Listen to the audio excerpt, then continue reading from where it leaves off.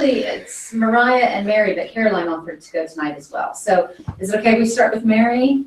And Awesome. then who wants to go next? Doesn't. Thank you. I can go next. Okay, and then Mariah. What's the purpose? There is none. It Okay. looks like you're nominating her to go first. It almost, she was acting like we were going to do it together, like a good partnership. They didn't go first. Oh, okay. Yeah, you'll have to do it from here, right? Okay. Awesome. Yeah? And you can. Yeah, it might be Thank you. difficult with the keyboards. Okay. Chance to figure this out. How do I get to Google Classroom? Okay, so, Did I do wrong? You exit out of it. I didn't exit. I clicked this window. no, just go. It's right there. Yeah. Just go ahead and go back to screen sharing. See, there's something. Screen share? Right? You want to screen share? Sure. I don't know how. So Lauren and Nicole, we're just going to screen share. Well, the So presentations are posted. hopefully we'll have. They could just use. we posted our presentations Yeah. up there, so they Okay. could just, instead of doing the screen share that's always messes Okay. up, they could All right. just Since follow. screen share can be a bit tricky, we're going to. They have actually posted their exhibition projects online. So can you look at that at the same time? If you pull them up on Google Classroom. So we're starting with Mary's. We want to pull Mary's up. We'll give you time to get that. Oh, we saw two of you, Lauren. So how do I pull up the Google Classroom to get to my presentation? Awesome. I can hear you now.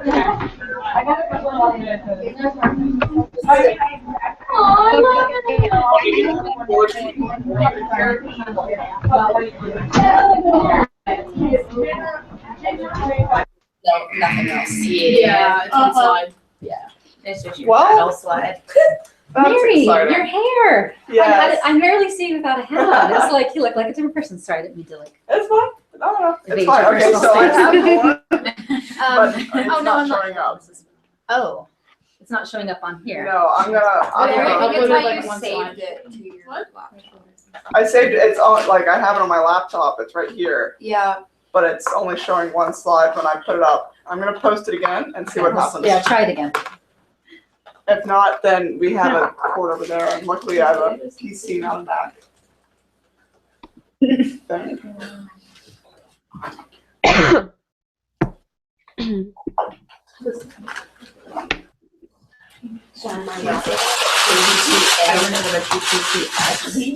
Gosh, I don't know what that means. No, I am a starter. Mine I did right on Google. Okay, it's Tessa. Like I use Google Slides, so it. All right, I've uploaded it. Check it again for me, please. If not, let's see if I can hook up my computer. Let me read It's fine. No, okay. Yeah, still one side. We'll see how this Here, goes. They still won't be able to see it, huh? Can I send it through your email? Yeah. What you can try Email it to to me do, and I'll email it to them. Yes. what you can try to do is upload it to your drive and then show it to Classroom. Oh, okay. Let's try that. Try that. Is there not just an HDMI? Sorry, we're just trying to Well, sort out, so for that some they reason can her see it. project didn't upload properly, so we're trying to sort it out. I love how you just like Mary's thing. They know what it is. She likes to use the word thingy a lot. Same. I think it's great. There we go.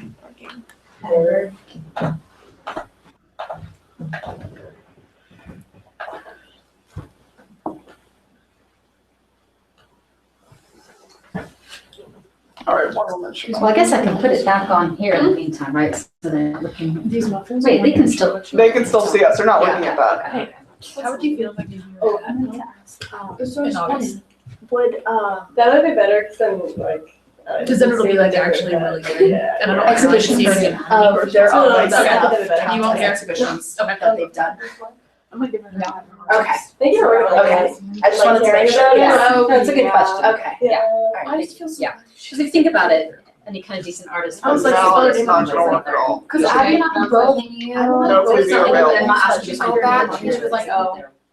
Yeah. I mean, Oh, I don't guess wow. so. No, it it is is like like, a you're not looking class for me to wide. find like an underground. Yeah. Yes, I was like, yeah, how anything I network. told you that. Because then how would you find the whole one? Like, I know that's It's not that hard. Okay, It's go. not like Artists. it's like- Here's my thing. Your name doesn't make it on the streets. Oh, you know what I should have. So there would be a K. 4-letter. Like, Just like you. Extension. Wait, studio, just Studio write art, K. studio art, Oh, studio art okay. majors. Oh, That's that's my really exhibition. Mary Scotia's still looking for a topic. What am I looking It did. for? Hang on. Is it I'm what trying to you go with your exhibition project on Okay. studio art majors. Mine didn't work for my Right. computers. Hang on. Oh, okay, go, wait, me, what? She said you're still looking for a topic. I think I I can am, I download it to guess. my computer. I was like, oh, I should have done mine on was like, studio art majors. Here at Screenwriter. 2/3. You could do that. I could do that. Generally, I go for things that have a lot of scholarship behind them, because I like stories. If they can download. Yes, okay. That would be Get to it. difficult. Or if Okay. it click, there won't be a preview. But that's a really good idea. Okay, okay. I can't. So we can access it. Okay. Yeah. But you don't want to tell them. Yes. Okay, guys. It's the last one. Mary's thing. They're all called names. The one with the lowercase t. Okay, so you don't need me to do anything. No. Right? I've uploaded it to Google Classroom, Download it. and you can either download it or hit it as Google Slides, and that will open it for you to see. And I'm gonna do my absolute best to let you know when I've changed my thing. Okay, so we're gonna all look at it on the Slide. laptops. Yes. Okay, so you know what, could you just? Okay, there it is. Yeah, so we can see them. Is that all right, since you got it over there? Yes. Okay.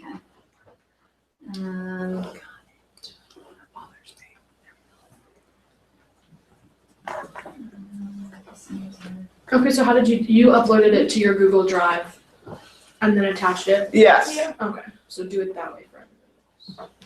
All right, so let me down. And if you do it directly, the other thing is you can do the PowerPoint just through Google Slides, like instead of PowerPoint, and then it's really easy just to upload it. Yeah. Or just to share it, essentially. All right. Does everyone have it up? Yeah. All right. Mine is a one-woman show. Wait, hang on, just hang on one second. Do you guys have, do you have an exhibition pulled up? Could we just do it? Yeah, on I just got screen it. share by chance? So, hi Morgan, what did you say? Could we do it on screen share, or should we all pull it up separately? Well, screen share we've noticed tends to kind of mess things up a little bit, going in and out. I don't know why. Okay. Is that gonna work for you to pull it up on your Oh laptop? yeah, not a problem. Okay, okay, all right, Mary. All right. I did mine over. It's a one-woman show. Her name is Kiki Wolfkill. She is very, very, very influential in the world of video games. You probably know about a lot of her games, but just didn't realize it. But here she is.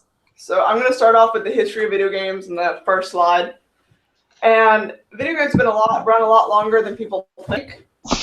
They've been made since the 1950s by men, for men, basically for research, not really fun. So you can think of men using computers, essentially, and video games to learn about what they're researching, or even for strategies for military. So eventually, once you got into the 1970s and 80s, it's really when it started to get down for fun, and arcade stores opened, and you had a lot of successes. But anyway, it really started getting geared for fun, which is how it's gotten to the point where we know it is now. Consoles started to come out in the they came out in the 1970s and 80s, but the consoles we know, like Nintendo 64 and Super Nintendo and the Nintendo, all came out later on.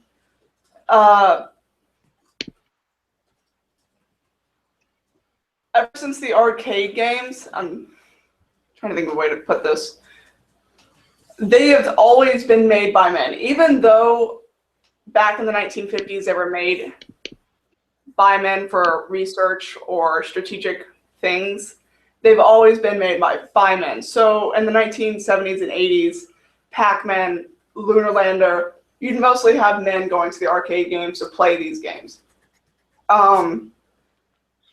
Then once it hit the 1990s, nothing really changed. So Mortal Kombat, have any of you heard of that? Yeah. Pretty violent. It thrives on it. In fact, it had to go to the Senate. It was so violent. Like when it first came out, it was pretty darn horrific to some people, and so it had to go into the Senate to know whether it should still be in play. And it's still a series. We just had a new Mortal Kombat whatever number come out with new gruesome deaths to kill your enemy. 54. 54. That's a pretty big number. So it's a number. It's pretty influential, honestly. I don't know. I was just joking. No. I don't. Okay. It helped revive video games because once arcade games started to go out of style, it needed revival. Mortal Kombat really helped that. And so Game Boys, PlayStation, Xbox, once you hit 2000s, it really soared and took off. But the way they made video games didn't change after that. So it's still made by men for men. And keep that in mind when I tell you about some of these games that I'm going to be telling you about. And the next slide, art shown in museums. So this is not a relatively new thing to hear.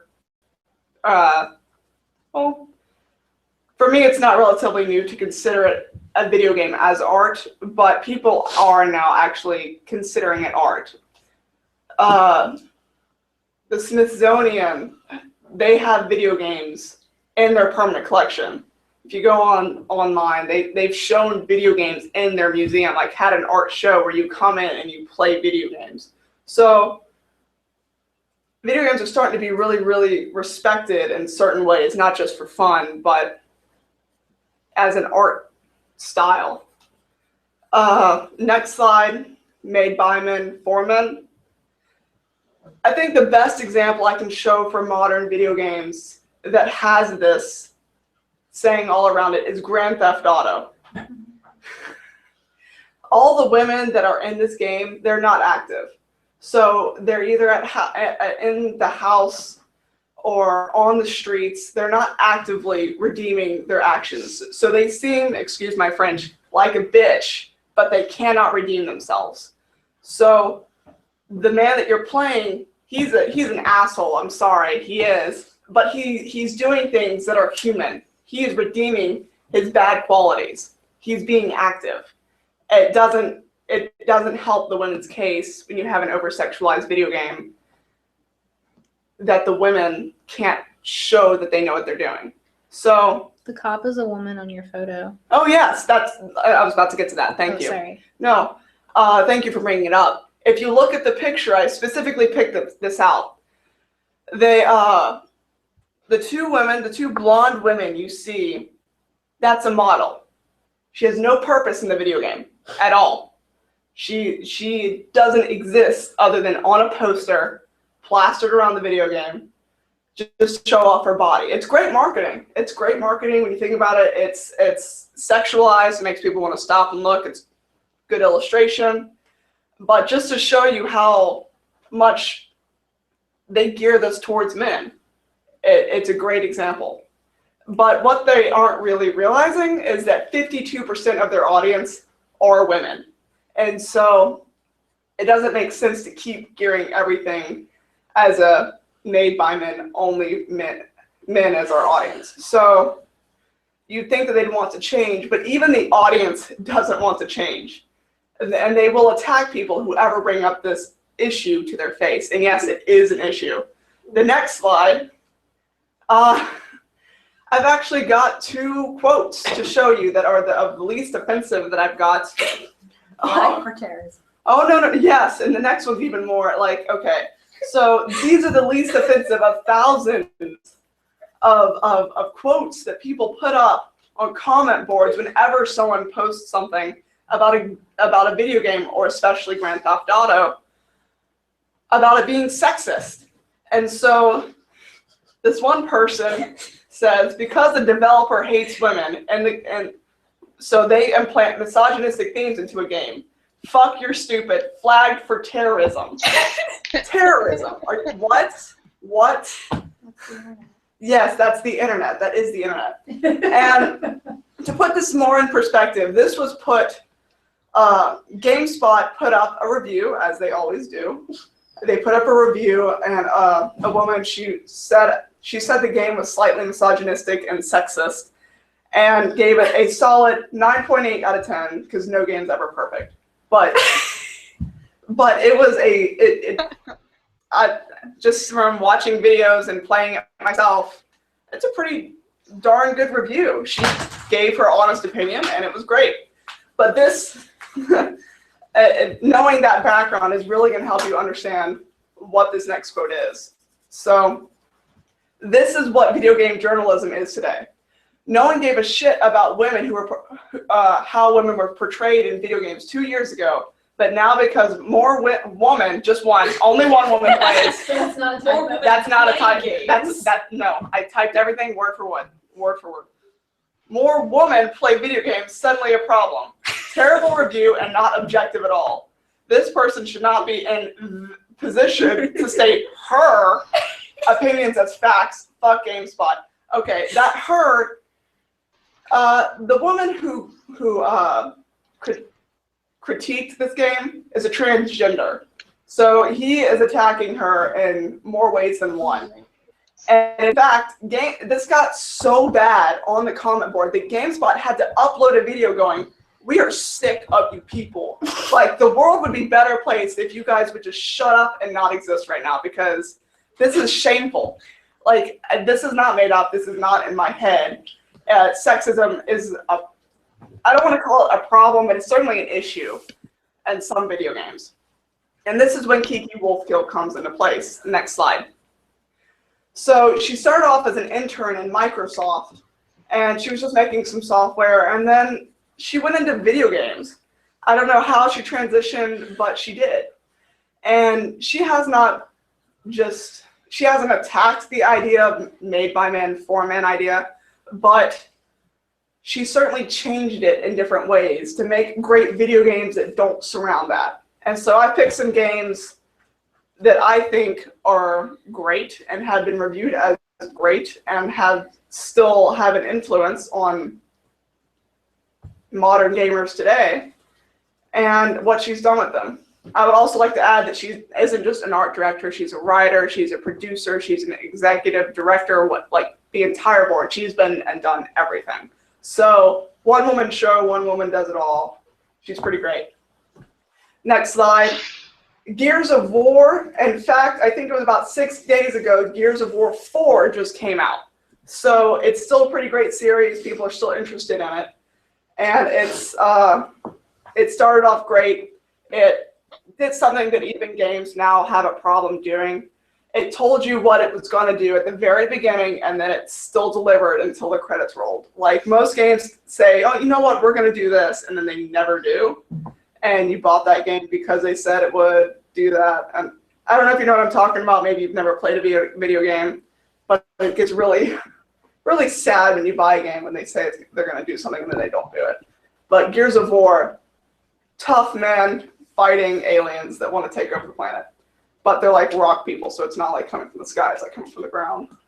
Not that really makes a difference. They're not human. They're trying to kill us. Anyway, so I think the best way to show you what I'm talking about is on the next slide. I have a YouTube video.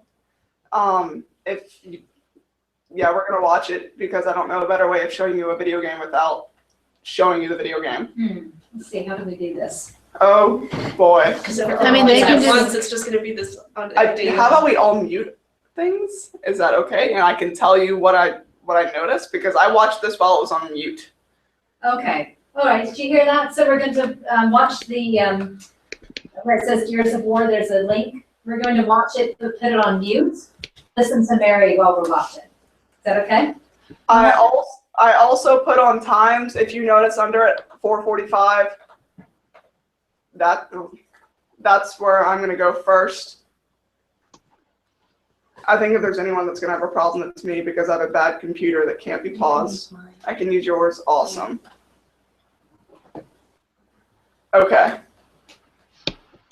So, in this game, you're going to see some really strong, like, he kicks down a door, like, slams it down. You should see the player sprint here soon, and come on, sprint.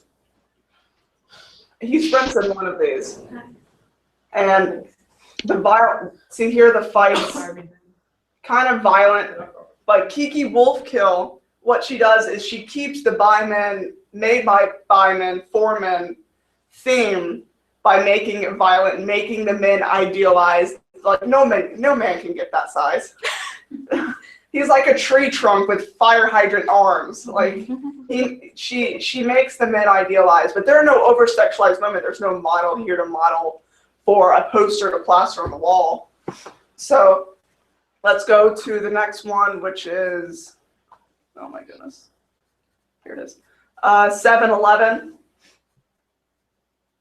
I also tried to show things that were a little bit more violent to show you how awesomely, why people love this, because you can like blow off your enemy's head with a sniper. You can cut them into meat slabs with a shotgun. It really makes for What? Yeah. Cutting people into Like pieces with they a shotgun? explode with like shotgun, and they explode in like many different meat slabs. It makes killing interesting, which makes the game. It's kind of like Mortal Kombat. It's keeping that violent nature to where people want to play it. If you guys are on the second one, when he opens the door and he sends the grenade, you see the little meat slabs go flying, and the blood that comes out from each person. Like it keeps the game interesting. She's keeping the essential idea, but also changing it in a slight way. There's no women for the men to look at. The next one, 4:15. I'm sorry, I don't think this is going to be under 10 minutes. Well, that's okay this evening because we've got more time. Did we already do 4:15? 4:45. 4:45. 14:45. 14:45. Thank you. I'm sorry. Kind of going around it. There it was. There was the sprint. What else? Okay. The way that they sprint, I don't know if you guys have seen it, but like the camera shakes like that's another over thing. I can't think of the word. Overdone. So if you ever have played a video game where you run around like that, they keep the camera kind of steady, maybe shake a little bit, so that way you can see the person running, but not necessarily like overdone like that to show how tough these men are. But that shows basically anything that I was trying to tell you. I think showing it's a little bit better. So for the next slide, I took a screenshot of the game and put it up just to show you that it's not just ideas she's changing. She's also doing a pretty darn good with the art style, I think. I think it's a pretty good view. Next slide, another great game that's also known. Fable. This game, she's tackled a lot of things. There are no over-idealized men. There's no over-sexualized women. It's just a game you play for fun. Giant game that anyone, like whether you're a casual gamer that wants to just goof around for half an hour or you're willing to put in hundreds of hours, she's developed the world of Fable so well that you don't get bored, and you can even stop and like look at the detail of shadows or cabins or even meadows, because it may not look like much to us now, but keep in mind this was made in early 2000s. So with the first link on the next slide, 350.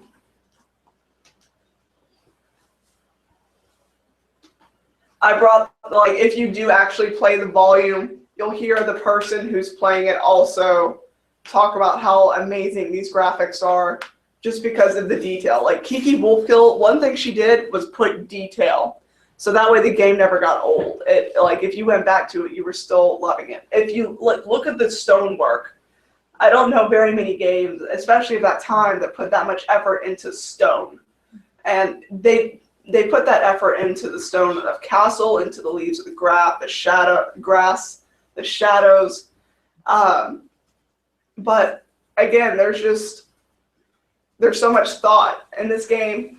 She also had to design the player, essentially. Decisions made a lot of the decisions of the player made a lot of effect on the character. So if you ate and drank a lot but you didn't fight, then you got fat. If you got and you ran around outside, then you got tan.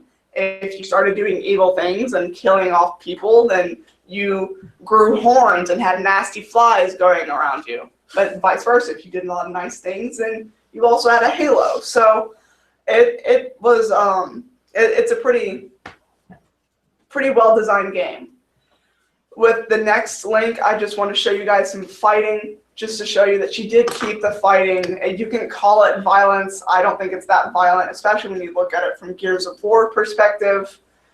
10:30, this main character is going up against like a giant wasp. I think it's quite funny, actually. Just run around, hit him with a bow. But it's very non-violent it's mild violence. She keeps the same fantasy violence, thank you. She keeps the same idea of people want violence, so we'll give them violence, but I'm gonna make it interesting. I'm gonna make it designed how I want it to be designed. So that's what Fable is. And they've actually just made recently, I believe, a couple years ago, not like this year, not like Gears of War 4, but they just made a remastered version of Fable and released it because people still love it. Then in slide 12, you have 2 screenshots of Fable, also show the design of the game. But Mass Effect, I'd be seriously surprised if there's someone that hasn't heard of it, at least from their brother. What, has everyone heard of Mass Effect? No? You haven't? Well, it's pretty influential in a lot of different ways. Like, if the decisions of their player made you fat or fit in the last game, the decisions you make in Mass Effect make the world around you. So your decision of whether you save a character or not lets them live or die and how you interact with them. So the decisions are kicked up to the next level. That's a picture of concept art on slide 13. Again, as the art director, then she got the say of whether or not it was good or not to go into the game. So great design. Okay, so the next slide for the link, you see more concept art for the ships, but in Mass Effect, there's again that mild violence, and you could call the women sexualized just because they have boobs. Seriously, that if you want to make that argument, I guess you can. But really the only reason why they're there is just to show you that that person is female. So I wouldn't call it sexualized. The men aren't over-idealized. They aren't giants hurling around guns the size of their chest. But she tackles a lot of these ideas that the industry has kept, and she makes it work, but these designs of aliens. So at the very beginning, if you watch the woman that they're talking to, again, you can tell that she's female just in the fact that she has boobs, but she doesn't have a low-cut shirt. She doesn't have, like, no pants on. She's just a woman who was in danger and they saved. But it's pretty good. Garrus, he's the evil-looking guy, the evil-looking alien. She designs the aliens to look how they're supposed to act. Or there's another one at 404.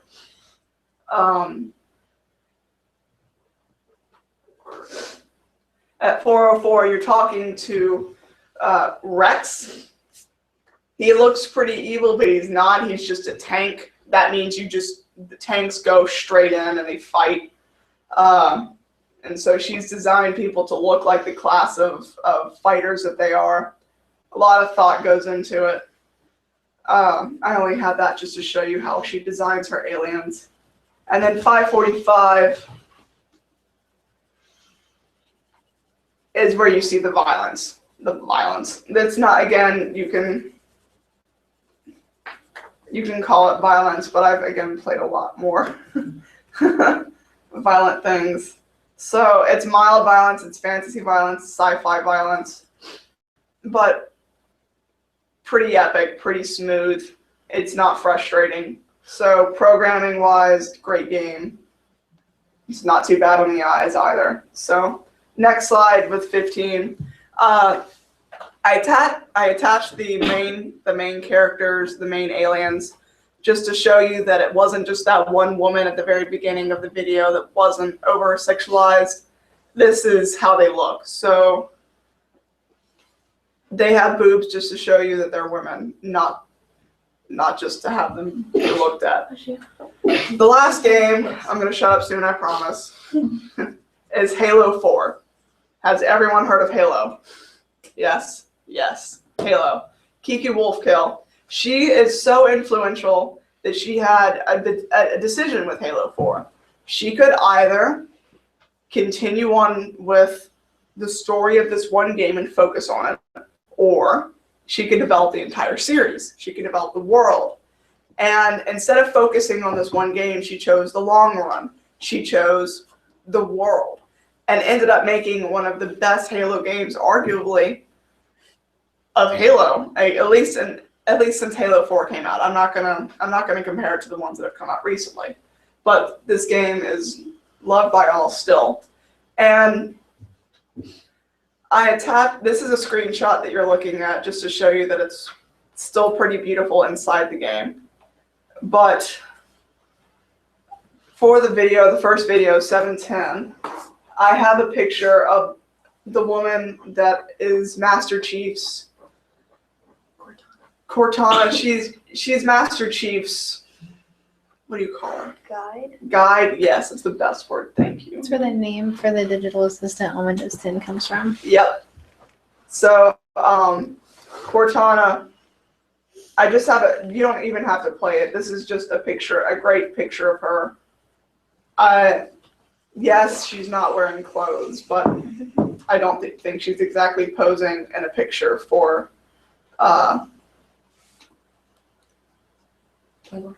yes, Playboy, for a model on a poster plastered around the entire city of Grand Theft Auto. So it's a little bit different, but it works. For the next link at 350, you should see a little bit of the fighting, or it could be the intro, just to show you the yes. Oh, I love this intro. It's so memorable. Oh my gosh. So you walk down a cave and it glows. And then if you were to listen to the guy, he even stops and looks around and he's like, wow, this is an amazing scenery. It just shows off the graphics of the game and how well executedly, like how designed this is, how much Wolfkill, how much time she spent in making the universe. Because she made a universe, not just this planet. It's an exploration game you can go around. So that works. It works pretty well.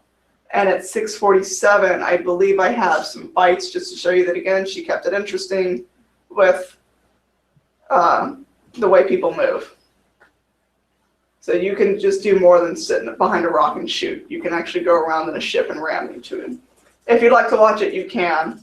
But she's slowly changing what people accept as the norm. Because all of these are I don't want to call them masterpieces, because I'm sure there's many people here who haven't heard of Fable or Gears of War, but they were pretty great games, especially for their times. And she has made great games showing that you don't need that stigma. And she's slowly changing it. She's still in the industry, and she's very influential. And so, yeah, that's Kiki Wolfkill. Very good, very good. So, comments or questions? Yes. On your slide 15, where it had a graphic with a bunch of different characters. Mm-hmm. I mean, they may not be wearing low-cut shirts, but I mean, it It's still skin looks tight. like they're skin tight. Mm-hmm. Yeah. So they're still kind of sexualized. So I mean, it makes it Yes, they clear have that the to show- audience is men. Yeah, they have to show them as women. You can show them having boobs without having it skin tight. Like if you change the color of the clothing, they could be nude. The guys are skin tight too, though. That's just their outfit. Like, look at the They armor. look bulky though. Look at the human, dude. Oh, I'm looking at the one with backwards knees. Yeah, but they're still serving a purpose. Unlike Grand Theft Auto, where they're just. They're naked That's with a true. bikini, or if you go back to Grand Theft Auto, the one that the You cop can be is arresting the woman. That's one woman being sexualized, and the other woman being shown in a not great light of arresting a woman who's so pretty. So I get what you're saying. I do, right. but it's just not on the same level. Yeah. Lauren, were you- I think also like the deeper issue there isn't necessarily like the image that these female characters have in the game, but like their role in the game. So I guess like my question is like how did like the storylines behind the female characters differ in these games than in games like Grand Theft Auto, because that's what I think combats objectification that like faces like women characters often. Yeah. Thank you for bringing that up. I didn't say that, but you're right. With Grand Theft Auto, they're very passive. They sit there. But with games like Mass Effect, they are in the field. Like they're with you. They're next to you, shooting at the enemy that you're trying to capture. So, and they also have, I don't want to call them text bubbles, but speeches. They can talk. They can be in the field and they can redeem themselves if there's something you don't like about their personality. And they're your backup. They are there to help you. So it's not like they are in the house getting angry at you for leaving, or where you have to go on a quest to beat up a woman who is a prostitute trying to make money. So it's slightly different, very different, and very active in games like Mass Effect. And in Fable, you can be a woman. You can be the woman that is active and be the yeah. So they have very different roles. Another thing I noticed with Fable in the slide with The characters. all of the characters, there are a few women who have different body types. Mm-hmm. Yeah. I think there's like one sexualized woman if you wanted to go there, where she has a really short skirt and she's got like targets on her boobs. And I think she's There's also the one bending over, but I'm pretty sure she's the showgirl. yeah. Those are like and that's 2 out of how many? Yeah. So it's kind of refreshing to see. Mm-hmm. Everything that Kiki Wolfkill does right now, I feel like it is refreshing in some ways. But that's how she's changing, at least the industry, at least a little bit. So in terms of Grand Theft Auto, I've never seen it. Is it, and you kind of alluded to it before, so it did show scenes of violence against women? Yes, in fact, there's a nice vine that I thought was really funny for the first 2 seconds. I don't even know the song, but like it's a guy, he's taking a prostitute, dragging her across the street, and he's like, making my way downtown with my bitch. She's gonna make me a sandwich. Da-da-da-da-da-da. Yeah, it sounds pretty funny, and I laughed, and I was like, this is not laughable. I should not be laughing. But the whole game is like that. So if that paints a picture for you. Right. And if his actions paint a picture of the Grand Theft Auto audience, I feel like it's a great example. Right. And So- so presumably she has done away with that in her work. Presumably, yes. She So certainly that's worked for another it. significant change. Mhm. Yeah. This makes me want to go start playing video games. I was gonna say, you guys start playing video games for us? Yeah, Part of your demonstration? Actually, I could go get my PlayStation and play Journey for you guys. It'd be done in it. love Journey. It's such a pretty game. If you guys ever just like have An hour, go on YouTube. and watch someone play Journey. Yes. And it's not just how beautiful the graphics are, it's the story behind it, what it means. It's the gameplay. It's everything. Everything. So, can I just ask, and I forgot you guys out there too, if you want to say something, I'm gonna try to keep an eye over here for you, so you can raise your hand too, so you can join in. What do you think about this whole, I mean, it's not necessarily about women, but what do you think about this whole idea of video art being game and video games being art? Do you think that, I think we're agree with that? definitely moving towards it. I mean, you know, it's always been video games were kind of just things to do, but now people are putting more effort into it to, how do I put this? To be respected. Yeah, to be something besides, oh, this is amusing for like 5 minutes and Yeah. I'm gonna throw it away. It's something you think about. It's something that, you know, if a game is good, it sticks with you. I mean, it's digital art. Yeah. I mean, I don't see any difference in it and like other digital art. I think the biggest problem that video games have are comments that I've shared, because those were some of the least offensive that they had towards the art, towards the critic. And she got death threats. Like, what? I mean, another thing with video games in particular that I feel like, I mean, it's collaboration artwork. It's not really just one person working on it. You have the person doing like the coding behind, you have the person doing the graphics of the tree leaf, you have the person doing, like, it's all these groups of people. So it would be like, it's a team effort. So for instance, if it was being shown in a gallery, if it was on like a TV or something, the list, they'd have to have a giant list of everybody on the side. So it's the communal idea. Right. It'd be really cool if there's a game that was made completely by women, but sorry. Well, this just goes to show, a little bit with that film that we watched, that those of you, most of us have heard that, the misrepresentation, right? They're like, the only way we can make changes is to get women in a position of power where they Which can is make really changes sad, within. because guys should I be think able this is a really It's a good great sign example. for video games.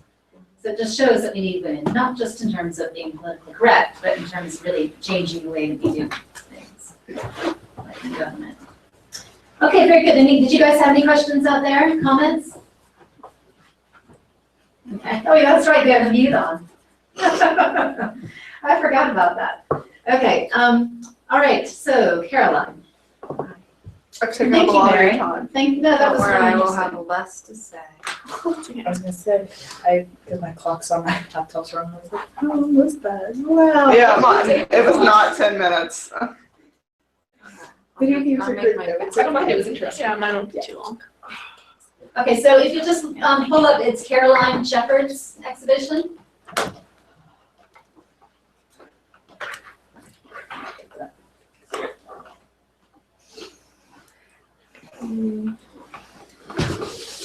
So I know you have the mute on, but still feel free to make comments, yeah? Just unmute it, and if I don't see it, or put your hand up, and if I don't see your hand up, just unmute it and start talking. Okay? All right, are you ready? Yep. Okay. Okay, so I did mine on. Bless you. So, bless you. Sneeze one more time. It's good luck. No. I like that a lot. Okay, so women artists portraying the male body, specifically the nude body. So I have a little bit of background on the next slide. So the nude art, so back in classical times in Greek art, there were a lot of depictions of like the heroic male, but in nude. They had some female depictions, but they weren't as popular. It was considered like in poor taste to do that. But there were a couple depictions of goddesses like Aphrodite's. And then after the rise of Christianity towards the Middle Ages, Christianity was like, we don't like nude people, so stop. So that went away for a while, but then there was a rediscovery of the classics and a revival of this during the Renaissance, where you had more nude depictions, and at the time they were only using male models, so they used male models to portray men and women.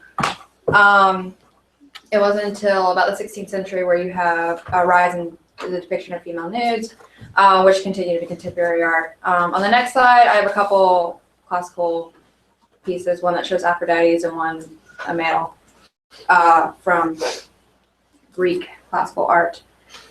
Next slide.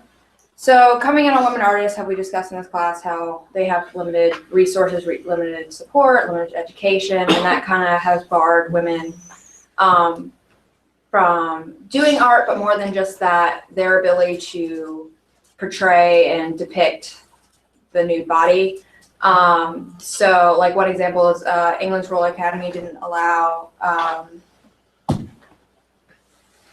women in until 1862. But then once they were allowed in, they could only look at female models. One example is the Pennsylvania Academy in the United States, where they decided to have a ladies' life class in 1868 that they could have a female nude model.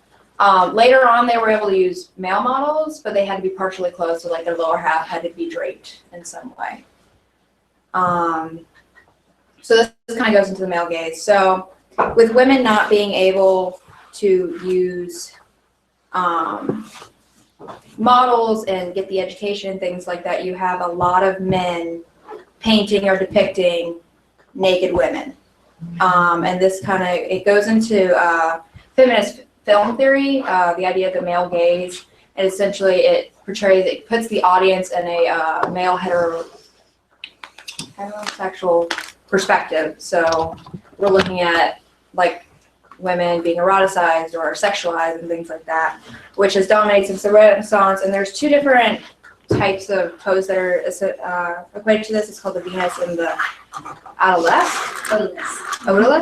And on the next slide, there's a couple different examples. So she's all laying out and like posing and beautiful. It's the idea that, you know, the female body is a very beautiful thing, where we don't look at a male body and, you know, like, and it's just not portrayed in a, like these women are depicted in a very idealistic way. So they, one artist that I have in here, she says sugarcoat them, where, you know, we're not portraying them as they are, it's how we want to see them or how the male artist wants to see them. And even with that, we don't see a lot of males depicted in that way. So next slide, feature artists and works. First lady, she comes first, at least on the timeline. So she's an Argentinian surrealist. I put that in quotes because she doesn't identify with surrealism, but her paintings have aspects of it. And she's known for depicting strong, empowered women. She's credited for depicting the first eroticized male nude in 1942, which is kind of recent.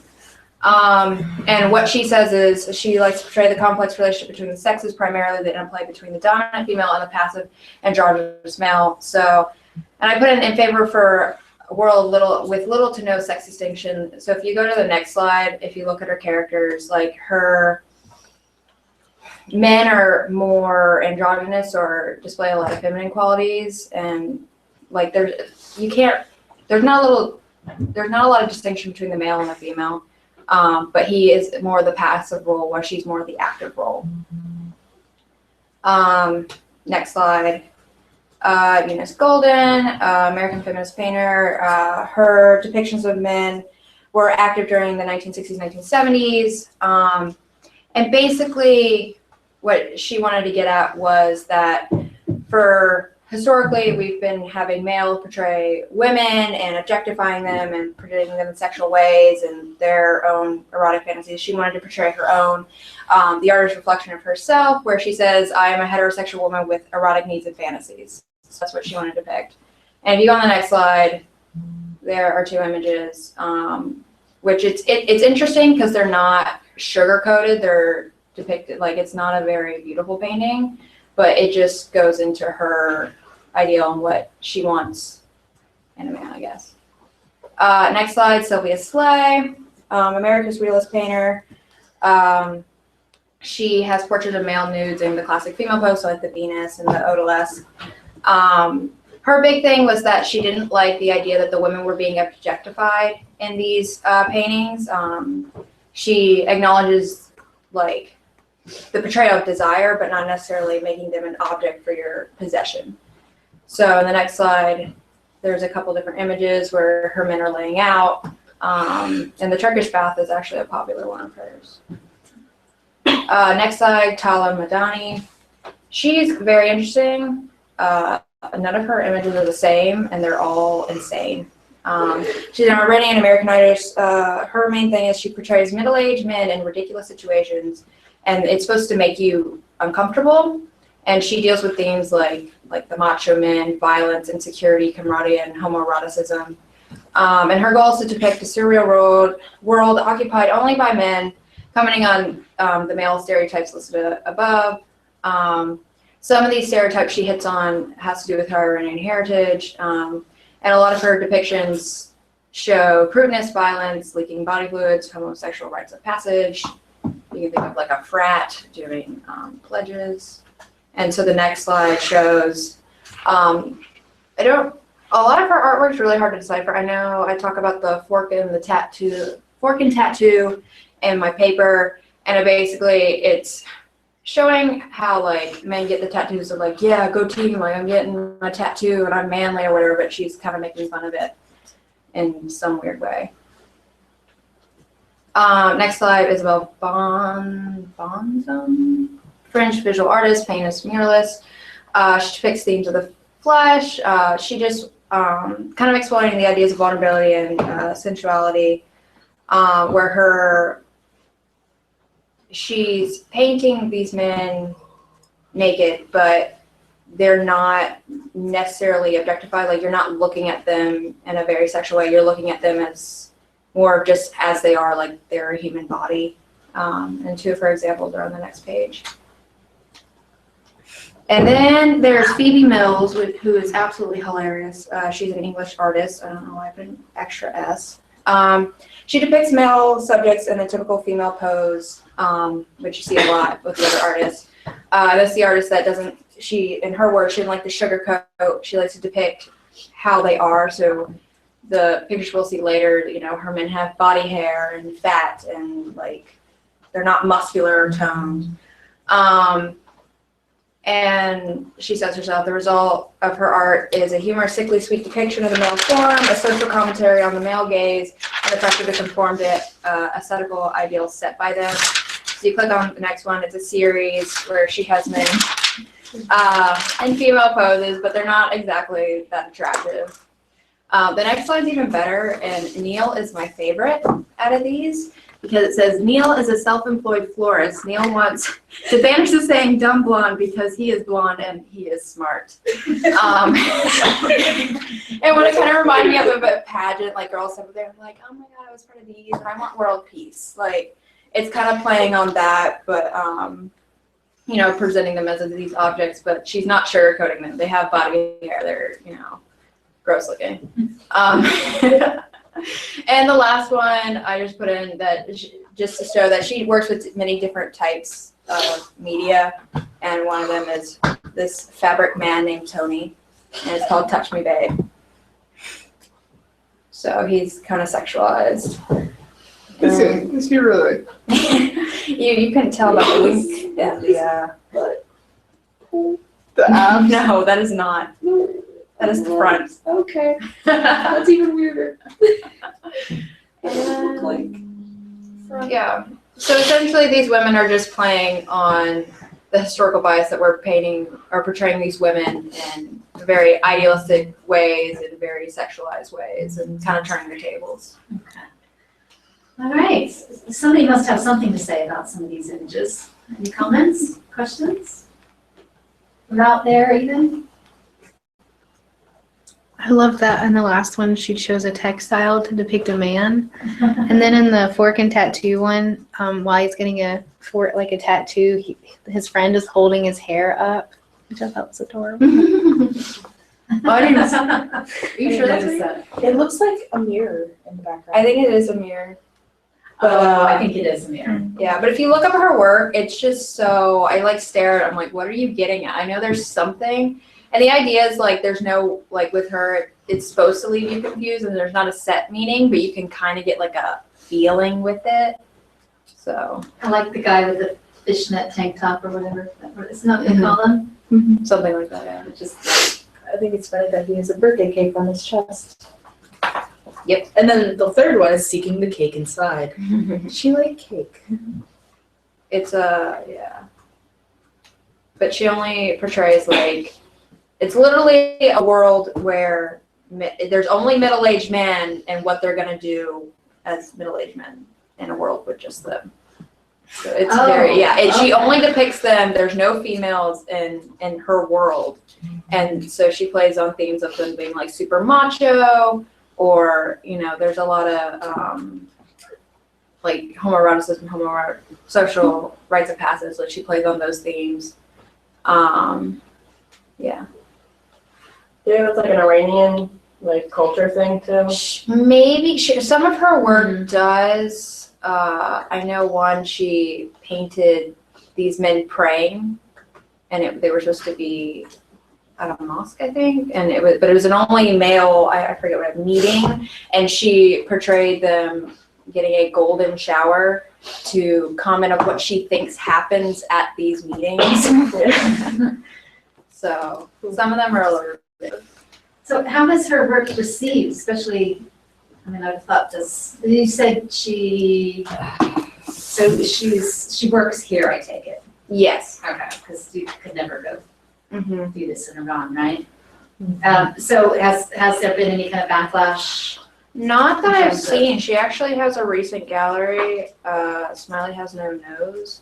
There's one I wanted to put in called Twins, but I couldn't get it. But if you Google her and then click like the third link down to Smiley Has No Nose, she has a new exhibition, and there's a couple different ones.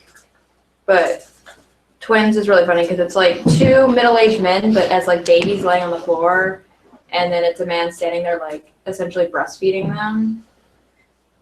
Cool. So.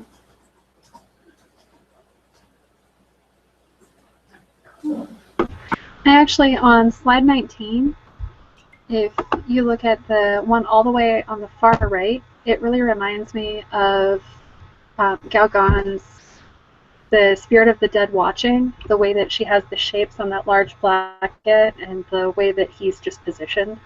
Mm-hmm. Mm-hmm. Yeah, that's a good point.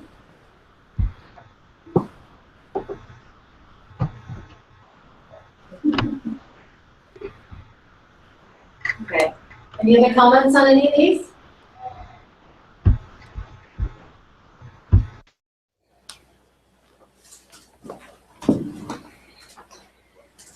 So what do you think about this idea of, you have extremes here, right? You have some that are mocking men, some that are objectifying men, some that are showing men just as they are. I mean, do you have any thoughts on those particular approaches? Actually, a lot of the themes reminded me of the Hawkeye initiative that I posted on a few weeks ago. Like the poses obviously aren't the same, but it's kind of the same idea. Yeah. Where when you put the men into these situations, you're suddenly aware of how ridiculous it is. Right. Yes. Yeah, you kind of want to laugh at these. I don't know if it's just me. No, when I saw, and that's what Phoebe Mills like says in her bio or whatever, that she's trying to show how ridiculous these things are. But then when I saw like her little figurines, especially Neil, like. So the Sylvia Slay, she's very known for her male nudes. So are these erotic?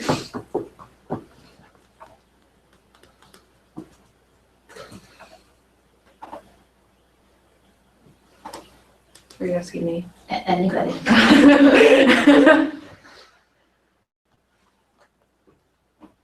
I feel like they're put in the same positions as many women we've seen, but I don't think they're the same. And what makes it different then? Oh, they have a penis. They're also really hairy. I think like Hairy? I think the poses that people put women in emphasizes feminine attributes. Like if the pose is her with her hand on her hip, it emphasizes the hourglass. Put a man in that pose, the hourglass isn't what we desire in a man. Like usually people put them in like flexing positions or something equally as macho. So they're taking the feminine pose and putting it on the man, which I guess is her point, but it is just lost on the man because it's not emphasizing what we deem attractive in men, supposedly. Does that make sense? Yeah. And I think the tan lines too. That's what makes me chuckle every time.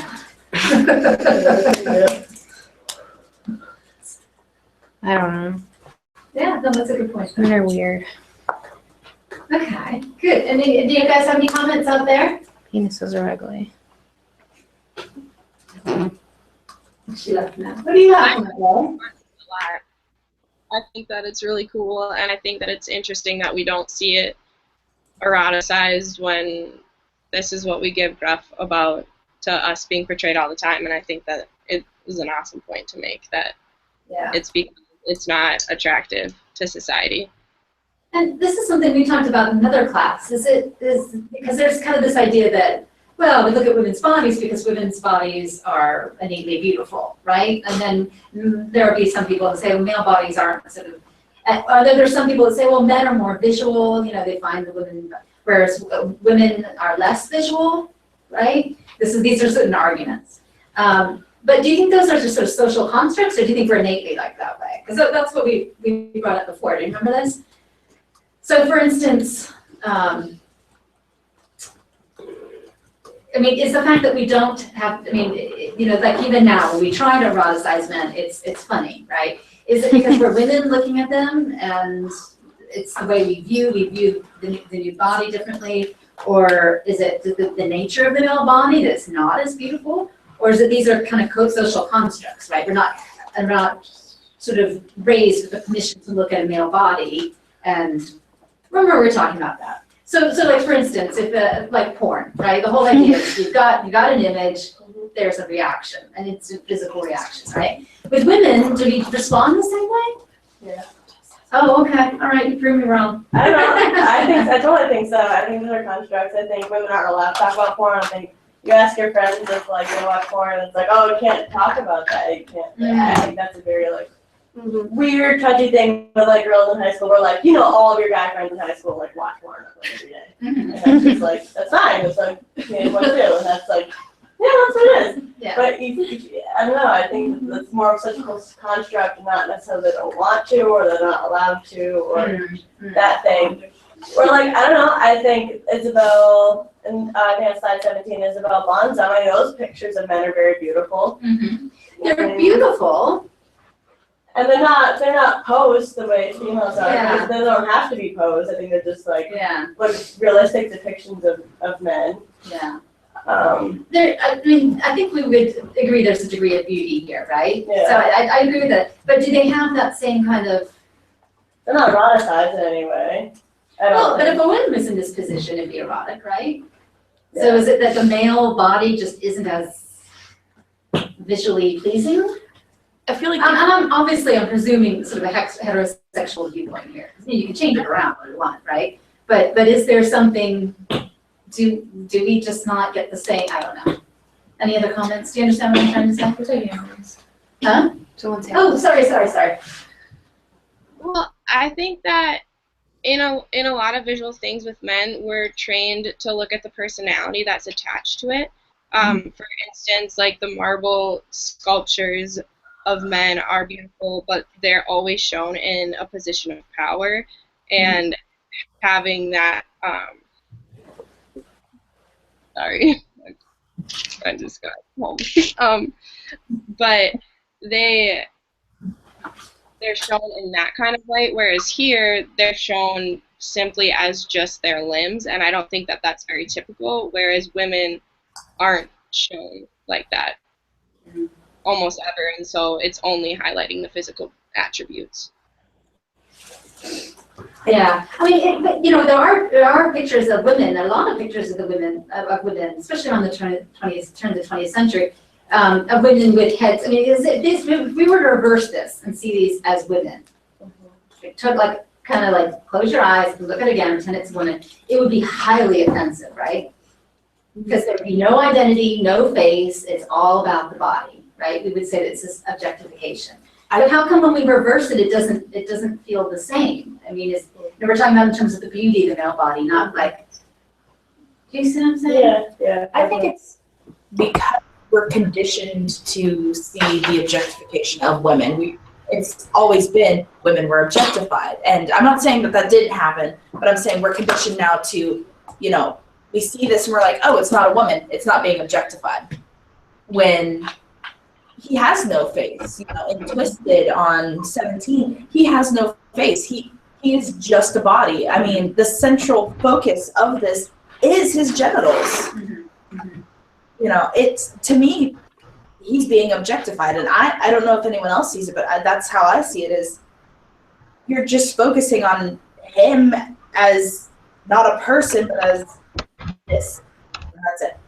Yeah, but do you think we respond the same way as an I think it's- like I said, if we were to have a female version of this, would we respond the same way? I don't think so, I guess because we I is the think big most question people, is who's we, the Yeah. audience, yeah. yeah, because I think most people would see it as, oh, it's just a male body, it's, appreciation of the male body, seeing the beauty in it without seeing the objectification, while we're getting to that point where we recognize that there's the objectification of women, and it's doing something about it that's not progressing.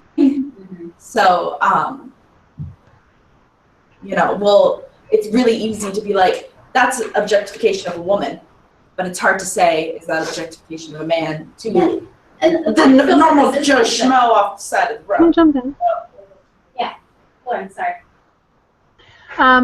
I feel like some of it is how we're trained in gender roles as well, because I don't know, like looking at a lot of these images, they're flipping the stereotype on its head and they're portraying nude males in the positions that females would normally be in. But like if you look like at the beefcake calendars, or like I actually get one every year, it's called Extreme Ironing, and it's all these really nice looking guys ironing, like in the rock climbing and things like that. And like those are the things that are marketed towards women, so it's that like social training that we've had to look at them a different way. So when we see them put in that more feminine role, it just doesn't elicit the same reaction as a nude woman would in that position. Yeah. Well, that's a very, very good point. Any other comments? Did we get more turned on if it was a male ironing? You're also conditioned to see like a six-pack men, being like the idea, like the Channing Tatum being like the. So I mean, and this is kind of was getting before. Maybe I'm getting too personal here. This is something that's come up twice this semester. So there's something I feel like it's all the time in every class ever. No, but I mean, do women get visually stimulated by the male body? Presuming it's a six-pack, perfect body. Is there that same stimulus as with men, the visual stimulus? Because a lot of people would say no. And I just would wonder if that's, again, a social construct, or we are just innately different. I think we're conditioned to, hell, there's the Free the Nipple campaign, because women's nipples are so erotic, Right. they, instantly, you see a woman with her breasts out and automatically every male within like a 10-mile radius has a boner, like. Yeah, I mean, do we do the same? Like, we were talking about like the depictions of men, how it, embodies some kind of an ideal. So if you think of like Michelangelo's David, would any of us look at Michelangelo's David and be like, okay, I get me a man here, I'm ready to go. And why not? Yeah. Well, most of us would laugh at that, right? I mean, To be fair, I also don't, like, when I'm looking at art depicting nude women, like classical art, I don't get turned on by that. Okay, well that leads into whole different issues, this idea of the nude, right? It's the ideal. But you don't find, so you're speaking from a lesbian. Yeah, okay, so can I ask you then, so do you not look at, I mean, this is so personal, you don't have to.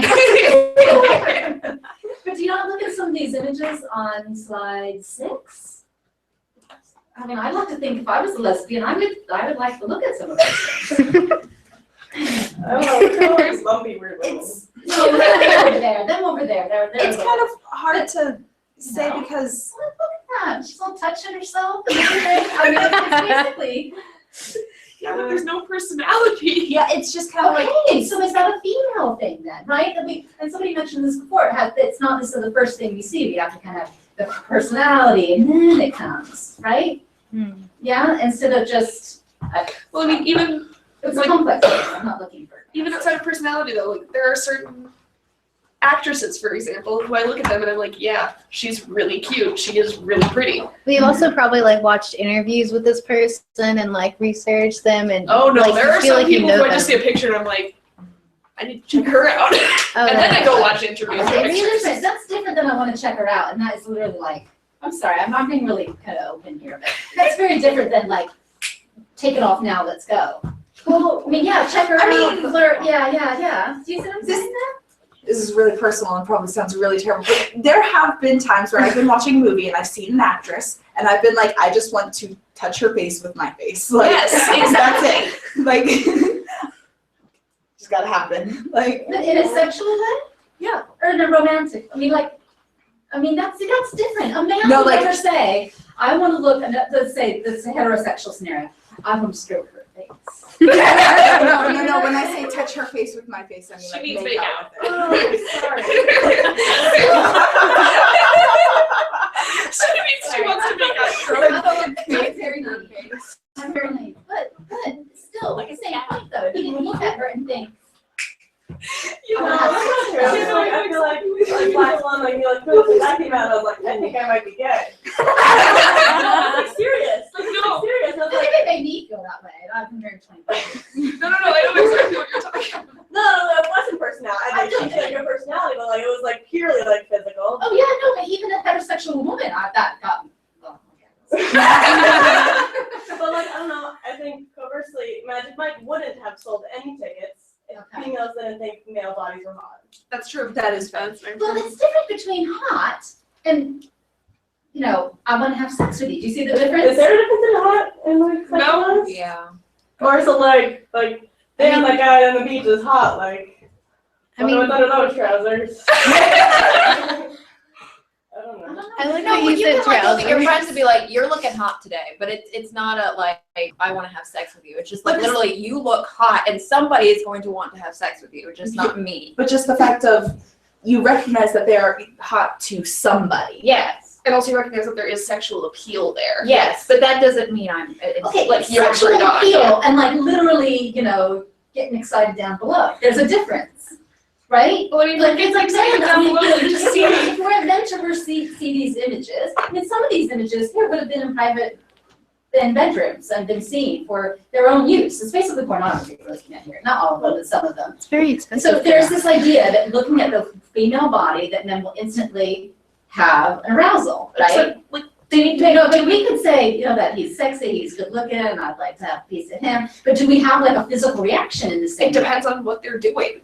If they're ironing, it must be the ironing. Well, no, but like, if a girl doing that. I'm gonna is break it. dancing, like at a party, I'm far more likely to be like, damn, than if I just see that same girl who is equally attractive walking down the Okay, street. well, what about the case of art then? I mean, they're not. I think doing that's kind of the anything, point they're of like Yeah, exactly. They're not how really they're doing posed. much. It's I could see why Venus or Urbina and Sleeping Venus is more sexually arousing than Grande Odalisque. Mhm. Than Grande Odalisque, because it's just kind of like, you think about it and you think about what she could be doing with her hand. I remember us talking about that in survey, what she could be doing with her hand, while Grande Odalisque is she's just there. It's just naked body. There you go. Yeah, see, I don't know though. Again, I'm not a heterosexual male, but kind of what is, and this is something we've seen in art with depictions of the nude, is that it's this kind of revealing, concealing play. Remember we talked about this? So sometimes revealing all isn't necessarily that sexual, sometimes holding back and teasing. If we go back to your very first, or your second slide, third slide, Aphrodite of Knidos, right? The fact that her hand is there, does that make it even more provocative? Because she's sort of teasing, right? But anyway, that's a whole nother And the issue. thing is, part of it is they don't really look like they're teasing. Like, you look at their faces and they don't look like they're teasing you. And I think that that's part of why it doesn't come off as particularly sexual to me. You don't think despite Aphrodite of being- Knidos is sexual? No, she just looks kind of bored. I don't know. Well, I feel like She's been bathing. Yeah, no, we Right? just talked about this in my Greek art class, and I Yeah. said the same thing then. She just looks bored to me. I just I feel cannot engage with this face. It just looks bored. you also have to keep in mind that we're coming at this with a viewpoint from our modern day. Well, a lot of this artwork, it has little things that hint to other things that are more arousing for people who are the original audience. For example, in the Grand Odalisque, she has like the peacock feathers. That's like erotic, and that sort of mystery The idea behind. of- and the idea of touch. too, Yeah, the right? touch, the texture, and then like the Fabrics. beautiful fabrics and things. It's all very opulent, and the original audience would have picked up on that. I think more so than we would pick up on it, where you can get peacock feathers at Michael's. So there's that like large, like mysterious connotation that we're just missing, Well, and it one of would the have been a other lot more important things erotic about that then. piece is that was the first time any goddess was ever depicted naked in classical Greek art. And there are various reasons we won't. So like the context is important for that piece. Yes, absolutely. And there are several, like I said, won't go into them, there are several theories as to why that is. It's kind of interesting. Because, up until this point, when they showed women, they would be clothed. The archaic, the I always get them mixed up. Kore is the woman. Kore figures are. Yeah. They're covered, they're fully covered. So, but I mean, if you look at Discopolis, right, the discus thrower, I mean, that is a perfect male specimen. No, I'm not dragging on my question, but just so that I give you a visual. That is perfect. But, do we respond to it in the same way? I wonder When I if say we, I mean women, or I guess it's assumed heterosexual women. But I wonder if it's also like how Scotia was saying, where it's a, sorry, I'm getting that point in mind, where we're looking at it with a 21st century point of view. We're looking at it as male body. Okay, he's from this angle, I can't see his genitals, so ish. And that's fine because I can see that anytime, but the naked woman is a horrible thing to see, and don't ever look at it. And if you do, then it's for pleasure, for male pleasure to look at. So a degree of voyeurism, right? That we're looking at something we're not supposed to be looking at. But I wonder if that's the Does that 21st provide- century point of view that we're putting on it. Like maybe they did this male specimen and they were like, this is male, and perhaps women, and I'm just saying perhaps women in that time were like, oh, can't stare at that too long or else, something. Well, it's like porn's made for men. Yeah. Porn's not really made for women. Well, that's the thing. That's what I brought up. Do we have female porn? Yes. Yeah. There's porn for females. But it's a category, but they have to make a category for it. It also tends to be very different. Like the framing of it is different. Or so I've heard. Look at it. What are you doing? Looking at that kind of porn. See, but that's also part of it. Yeah. You're embarrassed about saying that you watch porn. Well, We live in that she- kind of She society. kind of should be, because she's a lesbian. There's lesbian lesbian watching porn. male porn, right? Or we're talking about lesbian porn. I'm I talking know about you- women on male porn. Yeah. I know a lot watching of that. porn for women that I have seen tends to be the single person, and it's very focused on the person, and it's like them masturbating. Or it's very focused on So bringing the yeah. female pleasure. Yes. So it has like very little to do with Is there much of a penis. market for this? I mean, everything exists, let's face it, but is there much of a market for this? I don't know. Like you said, it's perfectly acceptable for teenage boys, but for teenage girls, I don't need to go back on it, but it's just this idea, is it innate or is it a social construct that we're not allowed to look at men in the same kind of way that men look at us? Well, I'm sorry. Did you? Go for it. Okay. Well, I know that since it's the global perspectives class, and are there other cultures that don't? I guess like matrilineal ones that don't have this oppression of female sexuality. Do they report having like a visceral reaction to? I don't making- know. I don't. Like I feel like that would be a really great place to like No, it would be. see, because they're not exposed to our Yeah. culture and media thrown in our faces all the time. Yeah. And I forgot where I was reading it. I think it was in one of the Lit Crit things. But I think one of the readings was talking about how since our media is so sexualized and geared towards the nude woman and her body and her being sexualized, that even women kind of enter the world with like a lesbian gaze, or that's a phrase I heard somewhere. Because I know, but I don't like. I just thought that was interesting that we're all walking around with sexualized women thrown in our faces, whether we're attracted to it or not, which I don't know. Oh, I see. Yeah, Become there you go. conditioned to looking at the women that way. Even Yes. heterosexual women become conditioned to looking at There you go. women that way.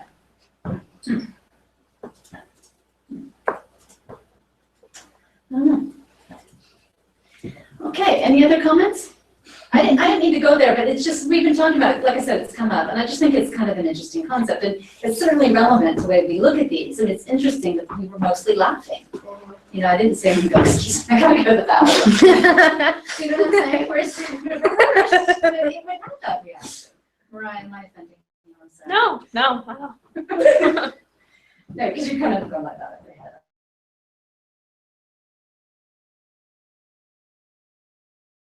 That was a good presentation. All right. All right. And you're up. So we're opening Is up your Mariah's bulb presentation.